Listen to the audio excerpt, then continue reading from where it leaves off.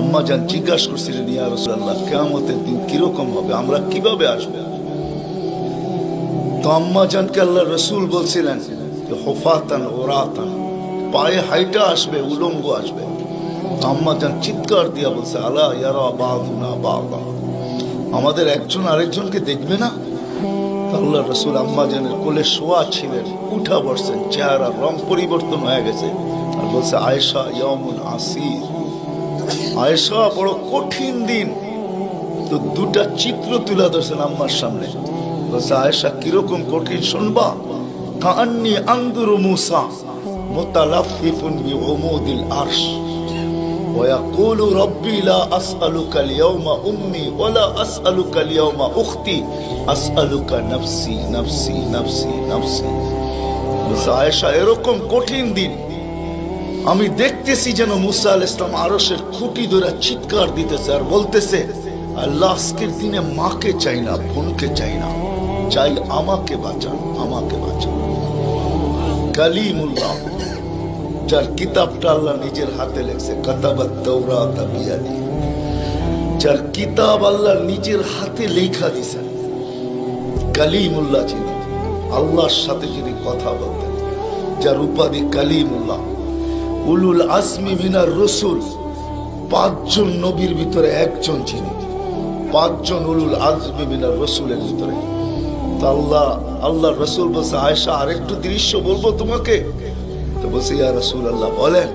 বলছে, ওয়াজিআ বিজাহান্নাম, জাহান্নামকে যখন আনা হবে 70,000 শিকল লাগানো হবে, প্রত্যেকটা করার সাথে 70,000 ফেরেশতা ধরবে, তারপরও জাহান্নাম ছুটবে, সব ফেরেশতাদের হাতের থেকে ছুটা নিচে কিয়ামতের দিন মাঠের দিকে যখন ভাগতে থাকবে, তো জিবরিল আলাইহিস সালাম আল্লাহর পাশে থাকবে, চিৎকার দিয়া বসা পড়বে আর বলবে, রব্বি সাল্লিম সাল্লিম, রব আমাকে বাঁচান, আমাকে বাঁচান।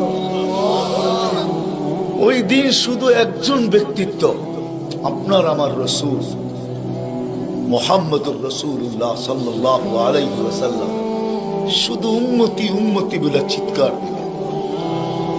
আল্লাহ এটাই জবাব দিতেছেন, আনতা তাকুল উম্মতি, আমি জানি আপনি উম্মতি বলে চিৎকার দিবেন, কেন এখানে শুধু ব্যথা উম্মতের, আর কোনো ব্যথা নেই, কোনো ব্যথা নেই, শুধু ব্যথা উম্মতের ব্যথা।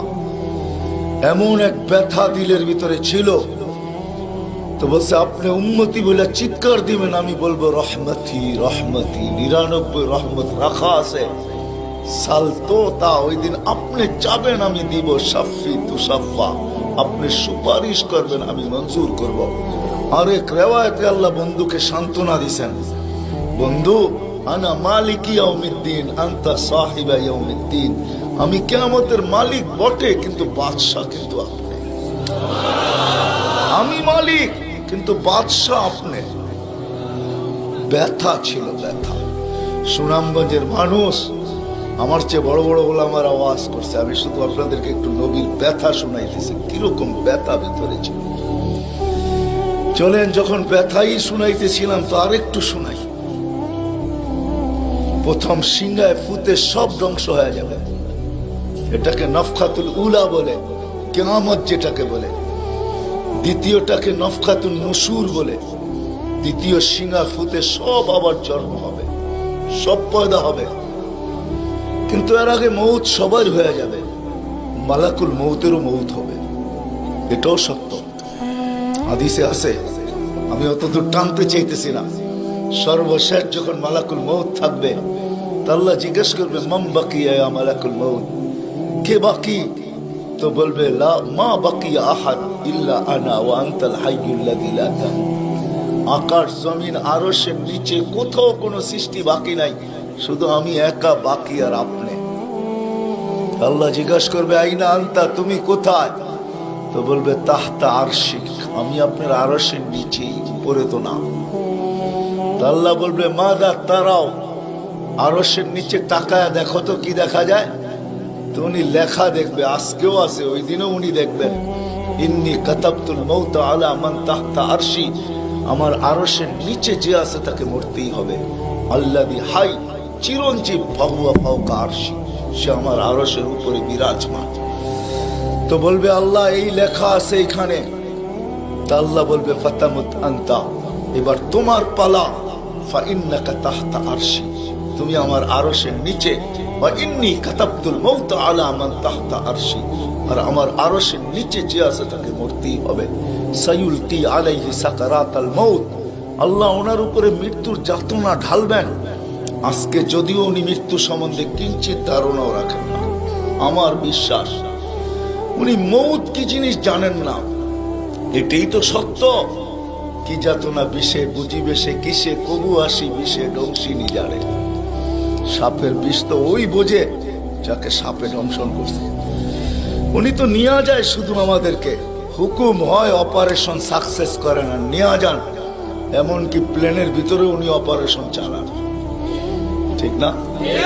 মানুষ প্লেনও মরে ইদানি, আগেও মরছে। উনি নিয়ে যান, উনি মৃত্যু সম্বন্ধে কিঞ্চিত ধারণা রাখেন না। তো যখন আল্লাহর ওনার উপরে সাকরাতুল মউত, সায়ুলকি আলাইহি সাকরাতুল মউত, মৃত্যুর যাতনা আল্লাহ ঢালবেন, তো ওই দিন উনি চিৎকার দিবে, চিৎকার। কিরকম চিৎকার? বলবে বিইজ্জতিকা ওয়া জালালিক, তোর ইজ্জত আর জালালের কসম, ওয়া উলুবি মাকানিক, তোর উচ্চতার কসম মালিক। লাউ আলিমতু সাকরাতাল মউত, মৃত্যু সম্বন্ধে যদি আমার কিঞ্চিত ধারণা থাকতো, মা কাবাস্তু আরওয়াহাল মুমিনিন, কোন মুমিন মুসলমানকে আমি এত কষ্ট দিয়ে নিয়ে আসতাম, এত কষ্ট। কিন্তু বহুত ওনার হবে, উনিও মুখ থুবড়ায় পড়বেন। দ্বিতীয় নফখার আগে আল্লাহ 4 জনকে পয়দা করবেন, জিবরিল, মিকাইল, ইসরাফিল, মালাকুল মউতকে। কিন্তু পয়দা করতে দেরি, জিবরিল আলাইহিস সালাম কানতে দেরি করবেন না। 3 জন জিজ্ঞাসা করবে কান্নার কারণ, বলে ইদান ইউমার ইসরাফিল, এখনই হুকুম করা হবে ইসরাফিলকে নফখাতুন নুশুরের জন্য, আর আমাকে হুকুম করা হইবে আল্লাহর বন্ধুকে মাকামে মাহমুদে নিয়ে আসার জন্য। কিন্তু আমি আমার মৃত্যুর পরে ভুলে গেছি উনার কবর কোথায়। তো 3 জন বলবে সহজ সমাধান, ফাসআলিল আরদা, তুমি জমিনকে জিজ্ঞাসা করো। তো জিবরিল আলাইহিস সালাম জমিনকে জিজ্ঞাসা করবে আইনা কবরা হাবিবার রহমান, আল্লাহর বন্ধুর রওজা কোথায়? তো জমিন উত্তর দিবে কাদ দাক্কানি আল্লাহু দাক্কা ফানাসিত, প্রথম সিংহায় ফুতে আল্লাহ আমাকে এরকম ধুনা ধুনছে, এরকম ছানা ছানছে। ছানা বোঝেন? ধুনা বোঝেন? এরকম ধুনা ধুনছে, ফানাসিত, আমিও ভুলে গেছি কোথায় রাখছি।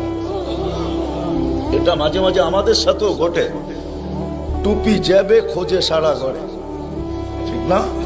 সারা ঘর মাথায় উঠে ফেলে, হঠাৎ পকেটে হাত দিয়া দেখে টুপি আর জিব্বাটা কামড় দিয়ে বেরিয়ে চলে যায়, ঠিক না?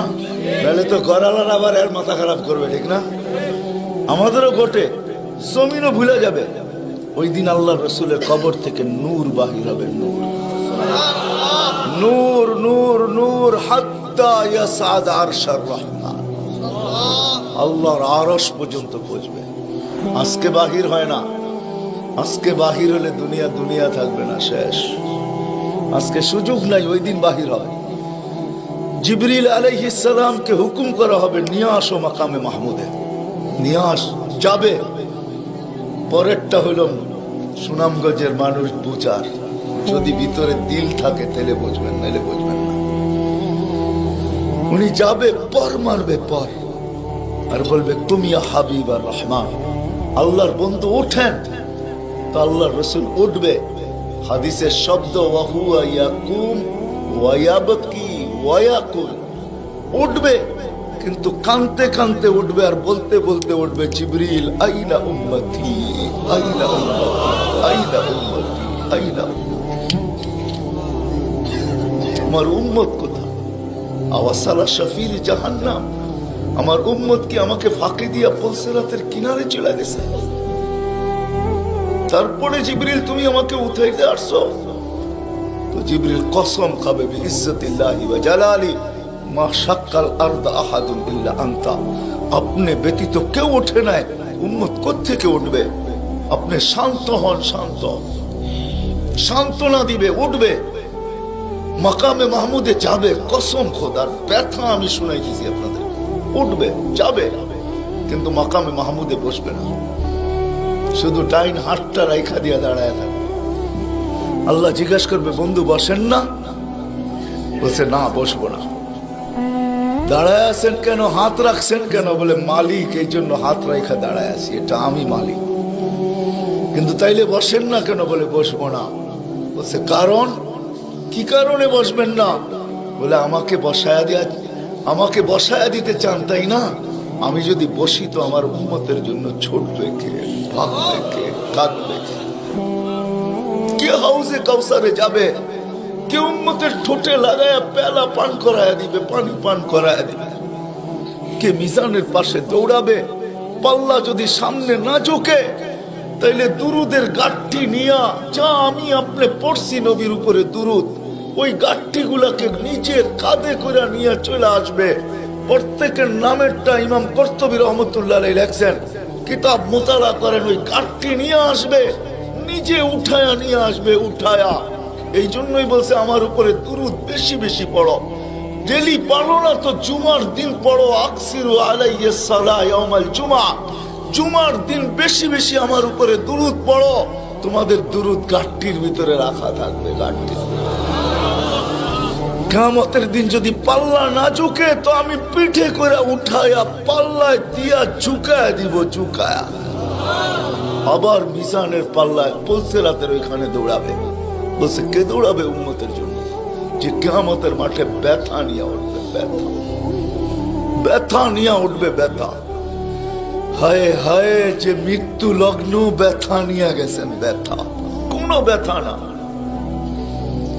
কোনো ব্যথা না, নয় ফ্যামিলির ব্যথা না, হাসান হোসাইনের ব্যথা না, আলী ফাতেমার ব্যথা না, যে হাসান হোসাইন কলিজার টুকরা ছিল, টুকরা।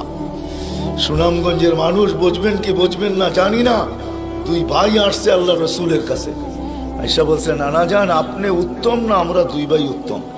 সাইয়্যিদুল আউয়ালিন ওয়াল আখিরিনকে জিজ্ঞাসা করে, যার সুবাদে সমগ্র জগৎ তৈরি, যার রহমতের ছোঁয়ায় সব অস্তিত্ব পাইছে, আমিও আপনাও সমস্ত সৃষ্টি, আরে সমস্ত নবী রসুল যার রহমতের ছোঁয়ায় অস্তিত্ব পাইছে, তাকে নাতিদয় জিজ্ঞাসা করতেছে, নানা জান আপনি উত্তম না আমরা দুই ভাই? আল্লাহ রসুল সাদা সিধা জবাব দিচ্ছেন, আমি উত্তম, খায়রুল বাশার, আমি উত্তম। দুই ভাই হাসা দিছে। আল্লাহ রসুল জিজ্ঞেস করছে, হাসলা কেন? নানা জান জবাব হয় নাই। মানি আমরা দুই ভাই উত্তম। প্রমাণ? আপনার আব্বা আমাদের আব্বাজানকে চিনেন? তো বলছে, বলো তোমাদের আব্বাজান কে? আলিউল মুর্তাজার পুরা মানাকে পরিচয়। আমি সিলেটও বলে আসছি, আমার বড় আফসোস লাগে, বাংলাদেশে হাজারো ওয়াজ হয় সারা বছর, কিন্তু আজ পর্যন্ত একটা ওয়াজের ব্যানার পাইলাম না যে শানে সাহাবা, শানে সিদ্দিক, শানে আবু বকর, শানে ওমর, শানে ওসমান। বহুত কম ব্যানার পাই শানে রিসালাত, আল্লাহ রসুলের শান। চিনি না বিদায়, রাগ হয়েন না, আজকে চিনি না বিদায়। প্রত্যন্ত অঞ্চল সুনামগঞ্জের সাথে আজকে যোগাযোগ বড় ভালো, আপনাদের হাইওয়ে বড় সুন্দর, গাড়ি বড় স্পিরিটে চলে, কিন্তু একটা দিন ছিল এখানে যোগাযোগ বড় দুর্গম ছিল। বাতিল এই সুযোগগুলোকে ব্যবহার করছে। প্রত্যন্ত অঞ্চলের মানুষ নবী জানে না কাকে বলে, রসুল চিনে না কাকে বলে। আপনারা তো শহরের মানুষ, হায় হায় আপনাদের এই সুনামগঞ্জ পাওয়া যাবে বহুত মানুষ নবীর নামও বলতে পারবে না।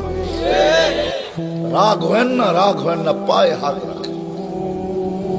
বিদায় বাতিল এটা কি সুযোগ হিসাবে ব্যবহার করে, নবীকে যখন চিনে না তো ভুল নবীর 2 নম্বর 22 নম্বর নবীর মালা তাদের গলায় পড়ায় দেয়।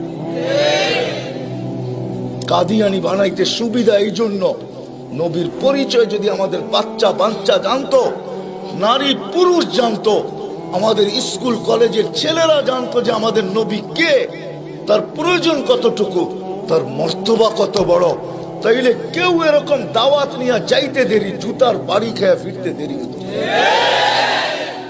মুখ খোলার সুযোগ ছিল না আমার বড় আফসোস লাগে, দিলে ব্যথা লাগে, ব্যথা যে বাংলাদেশে হাজারো লক্ষ ওয়াজ হয়, জানি না হুজুররা দেখছে কিনা জানি না, শানে সাহাবার কোনো ওয়াজ নেই, শানে আলী, শানে ওমর, শালিয়া, হায় হায় কথা মনে উঠছে এই জন্য বলেই ফেলি আজকে। আলী রাদিয়াল্লাহু তাআলা আনহু বসা আল্লাহ রাসূলের কাছে, দুইজনই বসা, আর কেউ নাই।